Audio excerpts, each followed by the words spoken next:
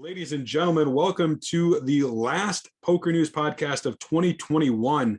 We are here to bring you the top 5 of our top 10 stories from this past year. In last week's episode, we talked about stories 10 through 6. If you recall, we talked about the Super High Roller Bowl Europe and Tony G, the return of live poker. We remembered those we lost in 2021.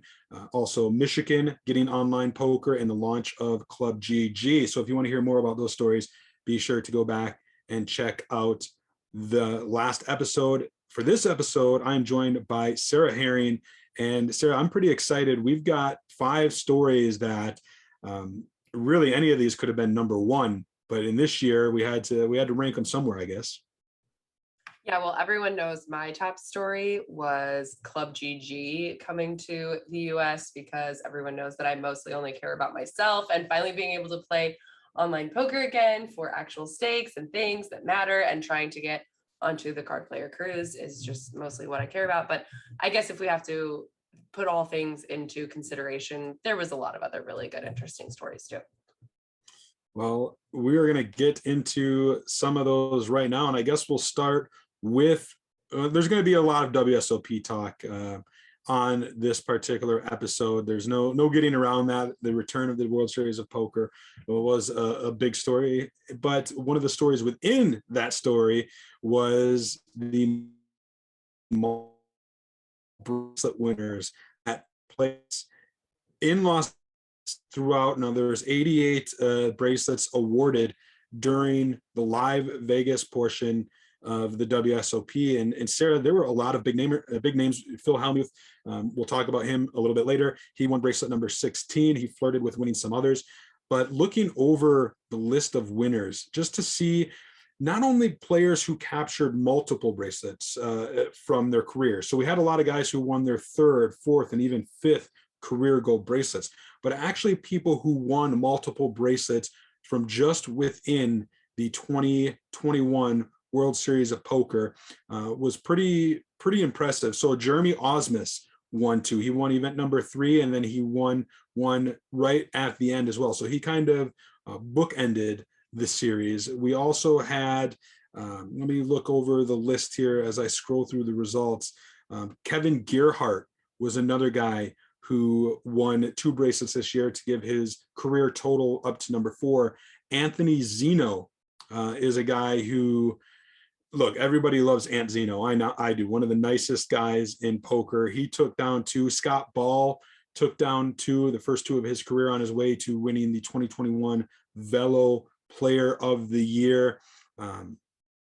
That was certainly very impressive. Josh Aryeh also took down 2 on his way to becoming the overall World Series of Poker Player of the Year. And then Michael Addamo won 2 as well. We're going to talk more about him in another story later on in this episode, so we won't dwell on that too much. But you had guys like that, Sarah, winning multiple bracelets this year, and it made for some excitement, especially in the Player of the Year race, and just keeping things tight. And I don't think we've ever had a year where we've had so many multiple bracelet winners. You know, something I thought was interesting that I wanted to kind of ask you about. So I think it was in 2019, David ODB Baker won his 3rd bracelet. And in that interview with Sasha Salinger, he was teary-eyed, in fact, and said that winning his 3rd bracelet meant so much to him because it really solidifies you as, you know, a great poker player.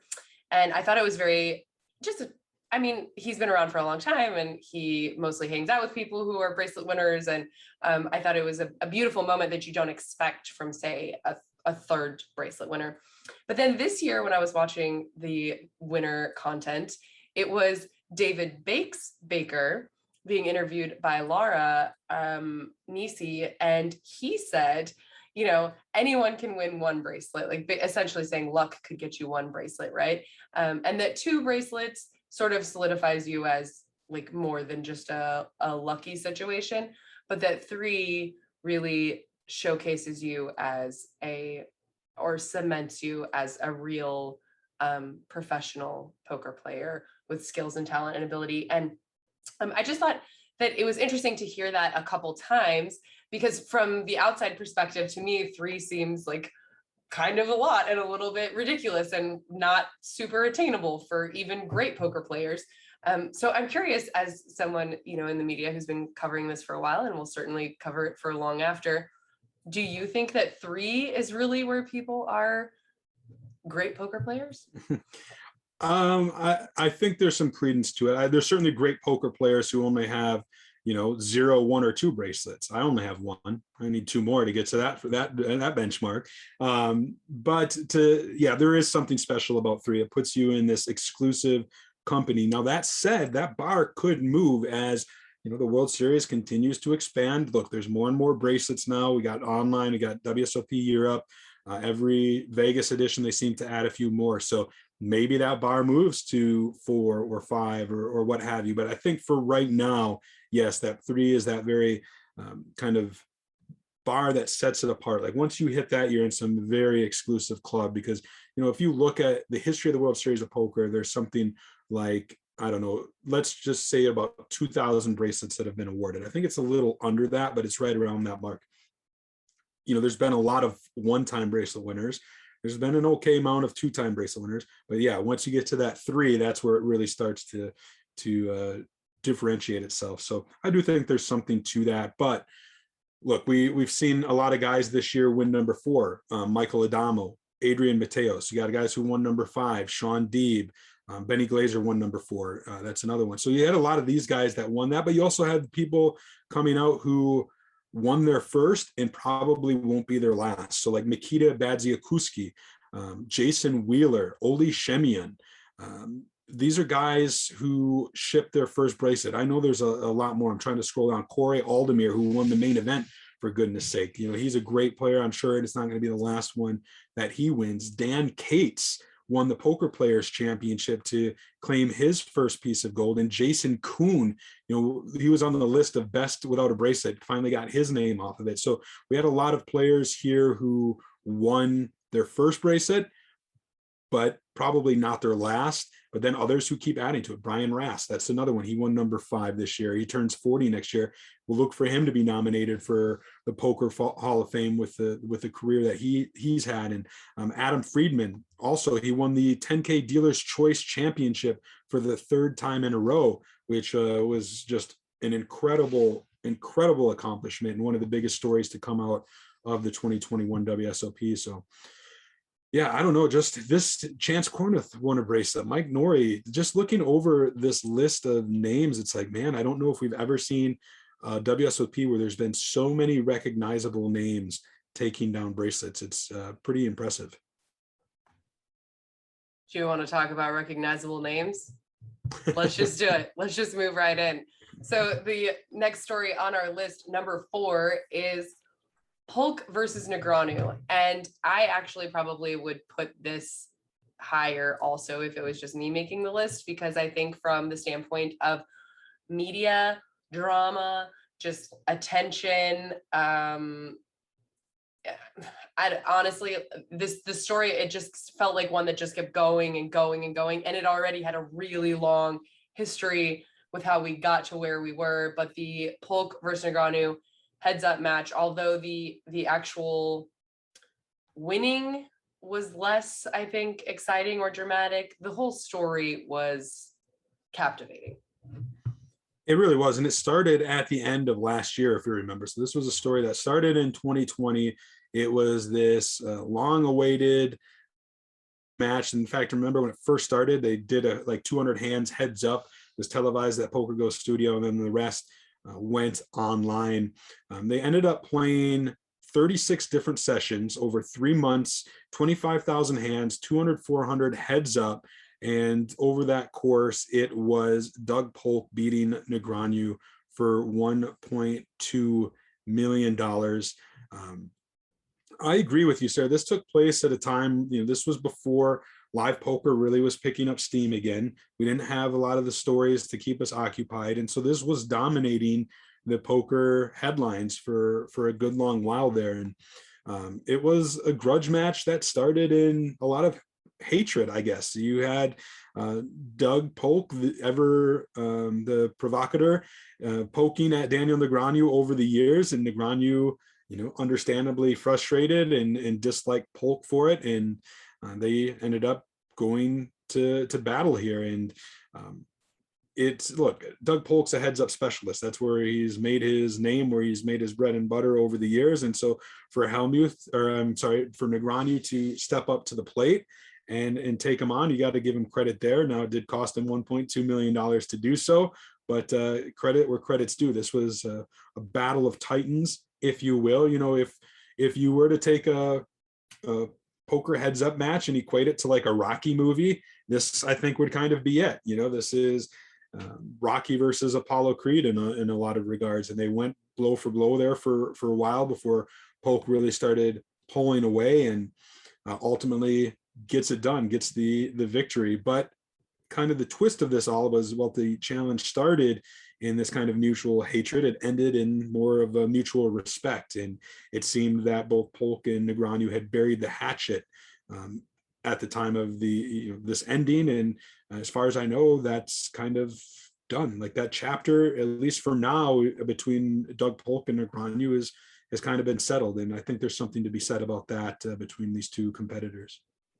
And really, as Daniel said, they ultimately both were winners in this spot, because Daniel's game got better and better. Even Polk agreed that had the challenge continued, on any given timeline, it was only evening out as things went on. So really, it was a win-win. Okay, it might have cost Daniel like 1.4 million or whatever, and whatever he had to pay his team. But it was good all the way around. Not surprising, but good. And we do have another story, similar vein, where there is a very big surprise, multiple surprises, I would say. But before we get to that, let's take 1 second to just hear from Gigi. Hey, I'm Phil Holmes, and I'd like to tell you about Fish Buffet, GGPoker's amazing rewards program. You join Fish Buffet the minute you sign up and start collecting fish points by playing real money poker or casino games. The amount of fish points you earn determines your rank in the program, and also the amount of cash rewards you will be paid. The higher you rank, the better the rewards, with up to 60% in cashback available. Whether you're happy as plankton or want to swim with the whales, Fish Buffet has rewards for everyone, and it's all automatic. Not a GG poker player just yet? Come on and jump in today. Get these Fish Buffet points. All right, we are back. Sarah, you mentioned before our break that Negreanu was a winner in the Polk match because he was only getting better and better. But I mean, did he? Because then he went on to face Phil Hellmuth in the High Stakes Duel. And that's our number 3 story, is just basically Phil Hellmuth in general. We're going to start with the High Stakes Duel, but then we'll move on to talk about his World Series of Poker. So Phil Hellmuth plays High Stakes Duel first against Antonio Esfandiari, if you recall. He beats Esfandiari in 3 matches. So it starts off there 50K apiece, heads up, right? So Hellmuth beats him, wins. Antonio challenges him again. This is all taking place back in 2020, by the way. He beats him again for 100K apiece and then 200K apiece. So he wins all those. And at that time, he has the option to quit, which he does. And so then for round 2, they have to bring in a new competitor. And that ends up being Daniel Negreanu, who is coming off the heads-up challenge with Doug Polk, is the heavy favorite. There's a lot of side action that he's going to beat Hellmuth. Not only does he not beat him in round 1, he fails to do so in round 2 and again in round 3. Hellmuth with the clean sweep, very unexpected and kind of just like, damn, like we know Hellmuth was good, but like to win 6 matches in a row, and he would go on, we'll get more into it. I mean, I'll just say no, he went on to beat Nick Wright to go 7-0. So he eventually would lose in round 1 of the High Stakes Duel to Tom Dwan. Those two are going to battle it out again. So it will continue. But I mean, for Hellmuth to go 7-0 and to sweep both Esfandiari last year and then this year to sweep Negreanu, were you shocked, Sarah? Because I know I was. I was fully shocked, dude, but I'm always shocked by that white magic. And that's why we call it that, dude. Nobody gets it. Nobody understands.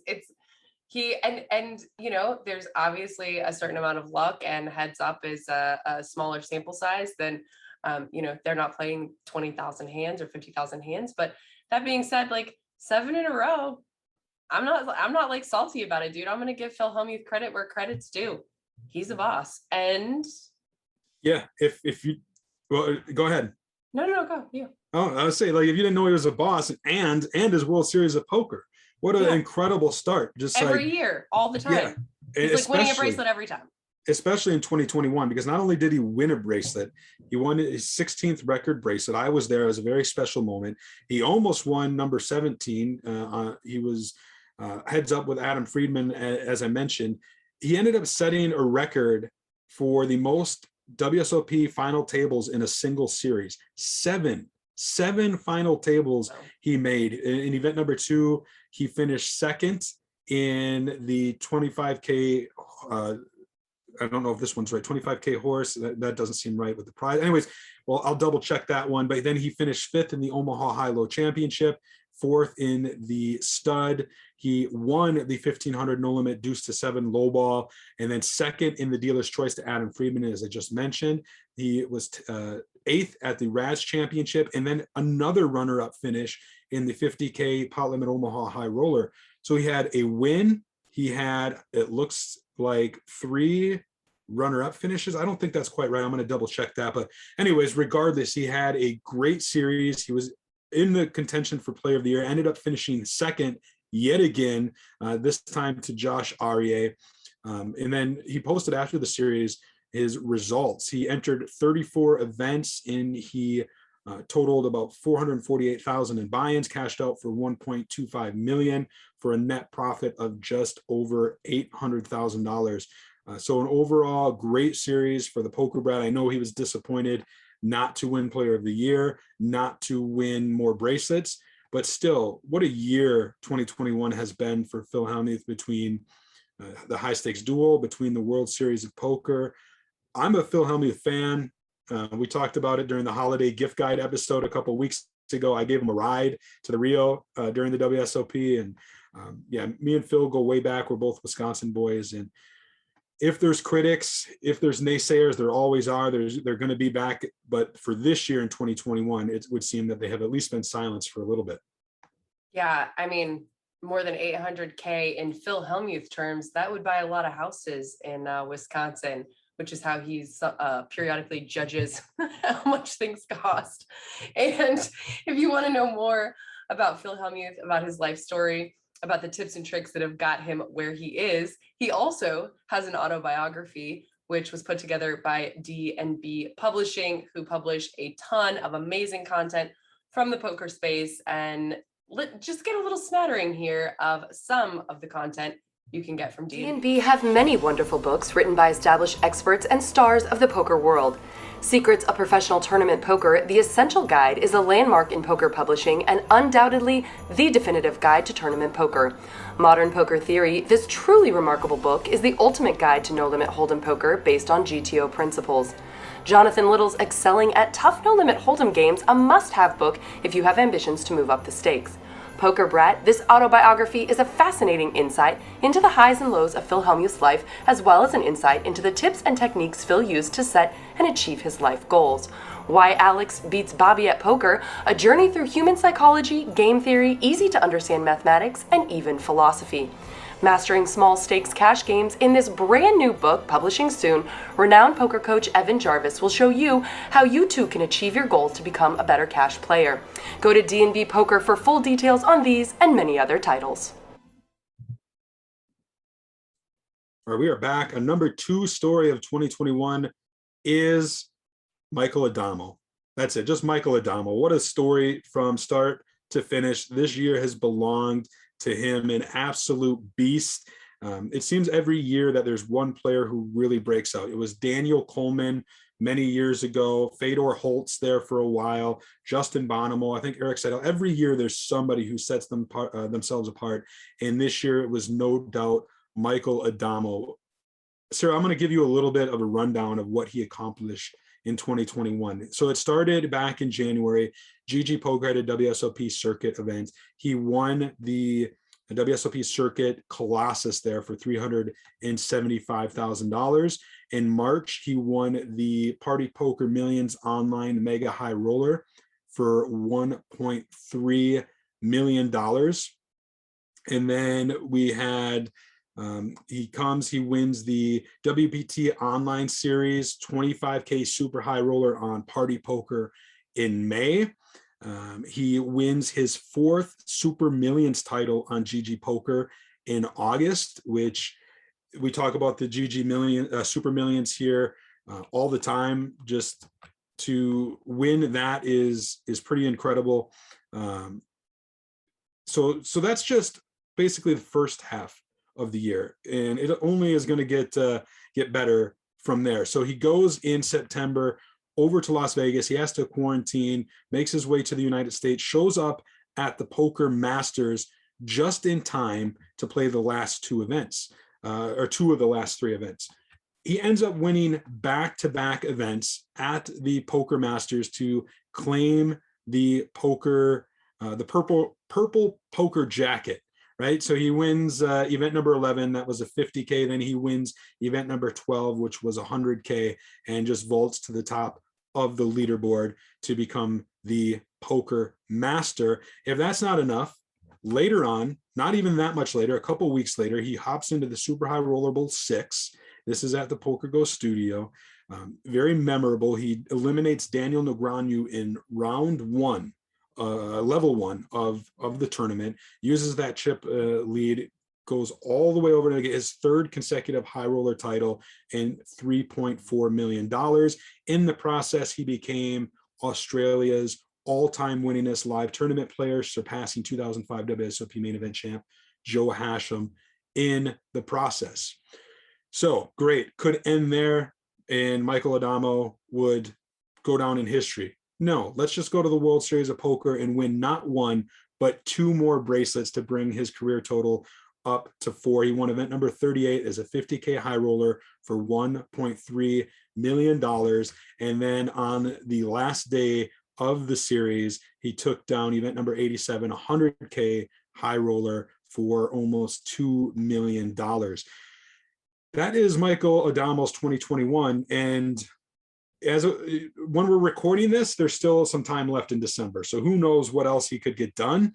But there's just something special about Michael Addamo. All his peers say it. Daniel Negreanu says it in a recent episode of DAP Poker Podcast. He went into some detail about what he thinks really sets Michael Addamo apart, and he credits it to maybe studying solvers in some different stack depths that most people aren't accustomed to. So that's why you see these really big bets from Addamo. He's not afraid to fire in 7 times the pot or to really put people in these tough positions. He's not afraid to go out early if it means he has a chance to accumulate chips, because if he accumulates those chips, he tends to go deep, he tends to win these things. And it's a strategy, and I think he's on a level all of his own right now, and I think he's going to change the game of poker, especially at that super high roller level. So right now, 2021, he's definitely left his mark. And I don't know about you, Sarah, but I can't think of anybody who has made such an impact this year as Michael Addamo. It's so interesting of course, I missed about 4 months of this year anyways. But when I think about who I was taking for when we were placing bets in 2020 and 2019 for who was going to ship super high roller bowls, who was going to win the purple jacket, basically my pick almost always, if it hasn't already been picked, has been Michael Addamo for the last 3 years. So I'm super not surprised to see him crushing 2021. And I'm actually just thinking this probably just should be on the list of top 10 stories. It should have been on probably last year and the year before, and will probably be on for the next couple of years. It's funny you mentioned the last 3 years for Michael Addamo. I'm looking at the Hendon Mob for him right now. Let me just go over this real quick. It's interesting. 2012, he had $103 in documented tournament earnings. $103. 2013, $1,884. All right, he's picking up steam. 2014, $5,566. All right, so those are just down years. 2015, though, different. He gets his first 6-figure year, $145,000. He more than doubles that in 2016, $388,000. 2017, over $530,000, $530,000 in career earnings. And then, as you said, the last 3 years before this year, really turned it on. He had in 2018, 2.8 million in earnings, 2019, 2.2 million, and in 2020, 2.1 million. So he's been there, he's been putting in the work. And then in this to 2021, $9.4 million in career earnings. Just incredible. His graph, right? Like his graph is just like, pew! Like it turns into like a full-on straight line and just starts like going the other direction. I mean, he's ridiculous. And I even remember like trying to interview him sort of after one of his first big wins, and everyone was like, he doesn't want to do interviews. And it even seems in his role as realizing that he's just going to be getting a lot of attention and being in the media, that he's sort of made himself more accessible, sort of, and that he's realized he's going to be getting a lot of attention in the poker community if he continues down this path that he's on. And he's taken on the role and he's putting the money in the bank. We've definitely not heard the last of Michael Addamo. He will be back. He's going to continue to crush it. He is the number 2 story. And Sarah, that's only because really there's only one other story that kind of notches him, and just barely, and that is the return of the World Series of Poker. This is our number 1 story on PokerNews.com for 2021. And it's hard to beat because, yes, the World Series of Poker was there in 2020. It was a hybrid version, but it didn't have the same feel. It wasn't a full series. For them to come back, have an 88 event series in Vegas live, to also have the WSOP Europe, to have online series and online bracelets, to get back in full swing. Kudos to Ty Stewart, to Jack Effel, to Greg Shoshone and their entire team to pull this off. They catch a lot of grief sometimes. It's not easy. There's so many logistics that come into planning the World Series of Poker. It is a monumental task, especially amid a pandemic and all the restrictions that were going on. So for them to find a way to not only pull it off, but to do so in a successful manner, I think is pretty incredible.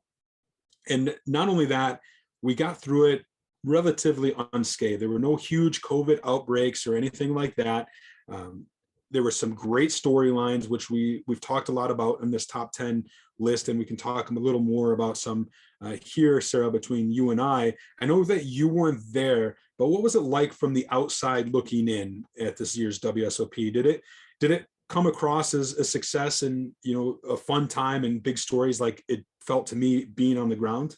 For sure. And actually, if I were to say what was sort of like one of the threads that I kept seeing everywhere, was just what a good vibe overall it was, that people were just, I think, really happy and appreciative to be back playing and to be back playing on the stage that we all, I mean, let's be honest, the WSOP is the culmination for everyone of where they can utilize their skills, where they can use their bankrolls, where they can see their friends. We always call it summer camp, but really this is the mainstay, I think, that keeps the poker community together. And so even though it was different this time, it was really great to just have one. And for those of us on the outside who even weren't there, it was so great to live vicariously through you guys and to see our community moving on from the last year. There were some great stories that I think helped usher along the success. Doyle Brunson coming back to play the World Series of Poker for the first time in many years, played the main event for the first time since I think 2013. That just went to show, demonstrated, it was evidence that the WSOP appeals to everybody. And even Doyle Brunson, who's played probably more WSOPs than anyone, he felt the allure so much that he came back, and just having Texas Dolly in the building was special. And then also the World Series of Poker bringing in Vince Vaughn, a Hollywood actor and A-lister. You know him from movies like Wedding Crashers and Old School and Swingers. He has been hired as the master of ceremonies for the World Series of Poker. So he showed up during the main event, did the shuffle up and deal, did some other promotional stuff, even played in the Poker Hall of Fame Bounty event. And he's going to be around in 2022 when the WSOP moves over to the Strip, to Bally's in Paris. And he's really going to usher in this new age, this new chapter of the World Series of Poker. And I think it's great because he's going to bring some mainstream attention, some eyes to the World Series of Poker. And I love that they started this in 2021 to help bridge that gap from the Rio to this new location. And, to have Vince Vaughn on board, I think is huge. And then we already mentioned a lot of the bracelet winners. So those stories added up. And overall, I just think this World Series of Poker was a big success. And then, of course, on top was the main event. It was a good one. Corey Aldemir coming out on top, taking it down, defeating George Holmes heads up, right? George Holmes, home game, as we called him, a recreational player out of Atlanta. Came down to these two guys, 6,650 players in this year's field, which I think is very, very respectable given the COVID and the pandemic scenario. And I think Corey Aldemir is a very deserving champion. He's been around for a while. He knows the high stakes scene. Everything I've seen about him, he's a nice, humble kid, and wins it for $8 million. And I think just this is an end of an era for the World Series of Poker. It used to be at Binion's Horseshoes for many, many years, and since 2005, it's been at the Rio. But now that is coming to a close, and in 2022, it is going to be at Paris at Bally's, and just I don't know. It's so great that they were able to get the WSOP back up running for one last hurrah at the Rio, Sarah. And you and I have spent many, probably a year or two of our lives inside the Rio at this point. And I'm excited for the new chapter, but I'm also kind of sad to see it go. It's very bittersweet. Yeah, of course. Change is hard for everyone, but I'm ready for something else. Let's see what's next. And like we said about, Michigan, for example, in the last episode coming out and just being so full, all the tournaments being so full, so many players being eager and excited, after 2019, seeing live events open and just the doors, crushing numbers, crushing records. I just think, poker we're ready for something new. And it seems like every time we bring something new in, open the doors, the poker players come, new poker players come. And I guess the dream is that more players will come if we put an event somewhere where it's right in the middle of the action, right in the middle of the strip. Let's get some of those convention people. Let's get them to bring their homies. Let's give everyone a taste of the WSOP experience, because it's different. It's a different, beast of an animal, and everyone should try it at some point, I think. I am very excited for what 2022 holds, not only for the poker world, but for this very podcast. We've got some great plans in store. We're going to revamp things quite a bit. We're going to have some more offerings, and I think everybody is really going to love it. But 2021 has been great for the poker world. It's been fun reflecting back upon that with you, Sarah. And I look forward to doing it again next year. Absolutely. You guys, thank you so much for being with us through all of the drama, all of the pandemic. We're back in it, folks. We're doing it. We've got all the news. Thank you, Chad A. Holloway. If you want to follow him, by the way, on Twitter, I'm Auntie Chardonnay on Twitter. You guys, let us know if you've got stories, guests you want us to check out. We are very much wanting to engage and connect with our audience and give them what they're looking for. If you guys have things that you would like to see in 2022, help us build the podcast that you want to see, because obviously it's for you. We do this, as we always say, as a labor of love for you guys. Like, rate, review, all of those things. And I just wish you guys a happy new year. I wish you a happy new year, Chad. Thanks so much for listening. Deuces.